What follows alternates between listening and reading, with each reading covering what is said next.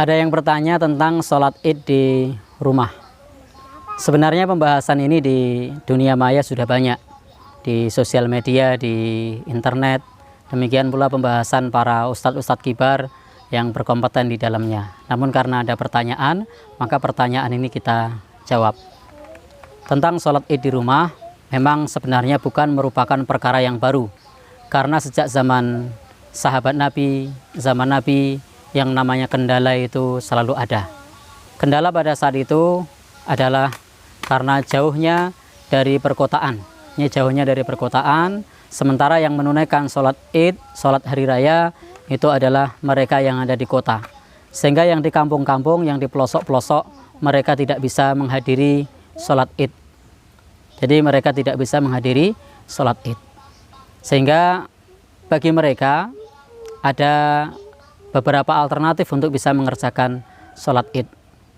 Memang terkait di dalam masalah ini para ulama pun juga berbeda pendapat apa hukumnya. Antara lain ulama pada umumnya berpendapat bahwa sholat id ini hukumnya adalah sunnah muakkadah. Jadi hukumnya bukan wajib, sunnah muakkadah. Namun demikian sebagian ulama seperti Syekhul Islam Ibnu Taimiyah berpendapat sholat id atau sholat hari raya ini hukumnya adalah wajib. Lalu bagaimana bagi kita yang hendak mengerjakan di rumah?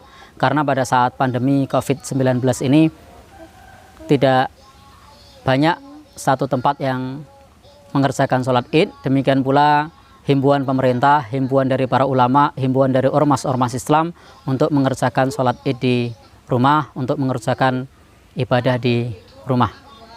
Maka cara yang pertama kita bisa mengikuti apa yang ada dalam athar sahabat Anas bin Malik.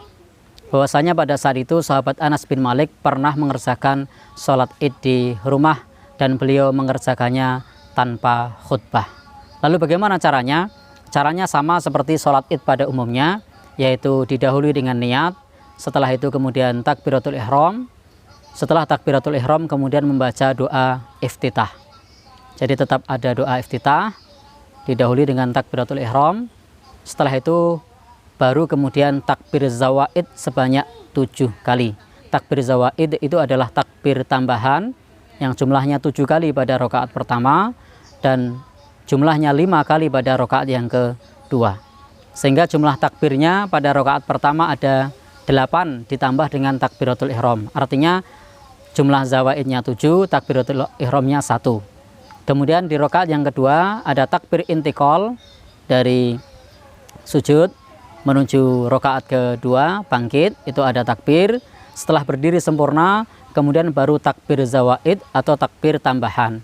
Takbir tambahan ini jumlahnya ada 5 rakaat. Dan pada saat mengerjakan takbir tambahan, ini tidak ada doa-doa khusus.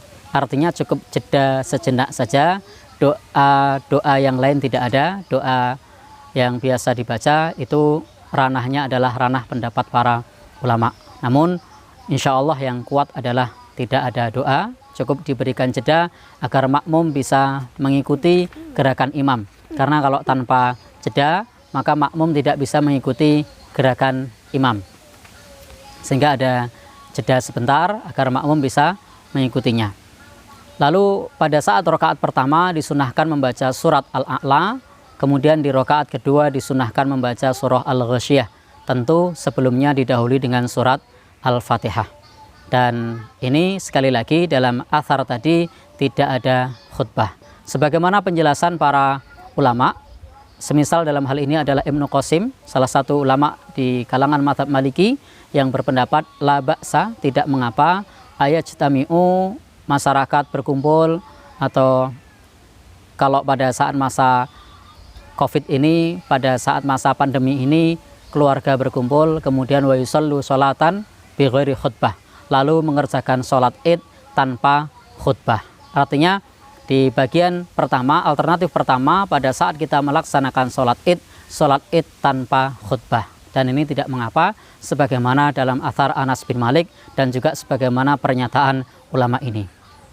Adapun alternatif yang kedua, bisa mengerjakan sholat id dengan khutbah. Maka lebih lanjut lagi Ibnu Qasim, salah satu ulama mazhab Maliki ini mengatakan wa in khotoba fahasanun. Jika ada khutbah maka itu baik. Jadi kalau misalnya mau khutbah dan bisa berkhutbah, maka silahkan berkhutbah.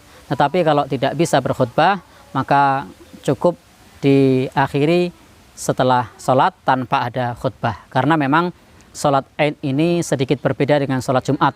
Kalau sholat Jumat itu khutbah dahulu baru kemudian sholat. Kalau sholat Id ini sholat dulu baru kemudian khutbah. Maka cukup sholat tanpa khutbah kalau memang tidak bisa khutbah, atau kita mau memilih alternatif ini. Cara yang kedua, kalau mampu khutbah maka boleh kita memilih alternatif untuk tetap berkhutbah. Adapun cara yang ketiga, sebagaimana yang disampaikan oleh para ulama bermadzhab Hambali, bahwasanya barang siapa meninggalkan Id atau meninggalkan sholat hari raya, ini juga sebagaimana hadis Nabi Shallallahu Alaihi Wasallam pada saat meninggalkan Jumat atau meninggalkan Id. Ketika disebutkan barang siapa meninggalkan sholat pada hari Jumat atau barang siapa meninggalkan sholat pada hari Id, maka beliau Shallallahu Alaihi Wasallam bersabda, "Falyushol arba'an." Maka hendaknya sholat sebanyak 4 rakaat. Adapun teknisnya yang 4 rakaat ini adalah bisa dengan sekali salam ataupun dengan 2 rakaat salam, 2 rakaat salam. Sehingga kesimpulannya di dalam bab ini pendapat yang terkait dengan masalah fikih itu ada keluasan, ada kelapangan. Karena itu kita tidak perlu kemudian bersilang pendapat atau berdebat di dalam bab ini. Pada prinsipnya kita tetap bisa mengerjakan sholat Id di rumah. Dan apakah perlu baca doa iftitah? Tadi di awal sudah kita sampaikan, tetap membaca doa iftitah sebagaimana jumhur ulama, mayoritas ulama, bahwasanya pada saat kita takbiratul ihram, kemudian kita membaca doa iftitah, setelah itu baru kemudian takbir tambahan. Wallahu a'lam bishawab. Wassalamualaikum warahmatullahi wabarakatuh.